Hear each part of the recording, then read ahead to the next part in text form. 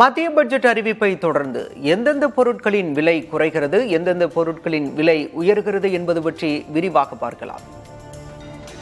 மத்திய பட்ஜெட்டை தொடர்ந்து புற்றுநோய் சிகிச்சைக்கான 17 மருந்துகளின் விலையும் 7 அரிய நோய்களுக்கான மருந்துகள் மற்றும் தனிப்பட்ட பயன்பாட்டிற்காக இறக்குமதி செய்யப்படும் மருந்துகளின் விலையும் குறைய உள்ளது.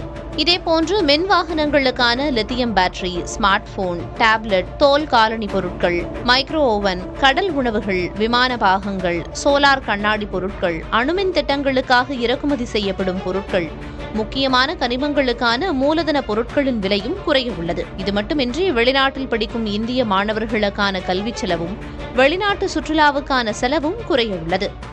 விலை உயர்வை பொறுத்தவரை வெளிநாட்டு மதுபானம், சிகரெட், பான் மசாலா உள்ளிட்ட புகையிலை பொருட்களின் விலை உயர உள்ளது. ஆடம்பர கைக்கடிகாரங்கள், இறக்குமதி செய்யப்படும் குடைகள், ஏடிஎம் உபகரணங்கள், அமோனியம் பாஸ்பேட், நைட்ரோ பாஸ்பேட் உரங்கள், காஃபி வறுக்கும் இயந்திரங்கள், இறக்குமதி செய்யப்படும் மிருக காட்சி விலங்குகள், பறவைகளின் விலையும் உயர உள்ளது.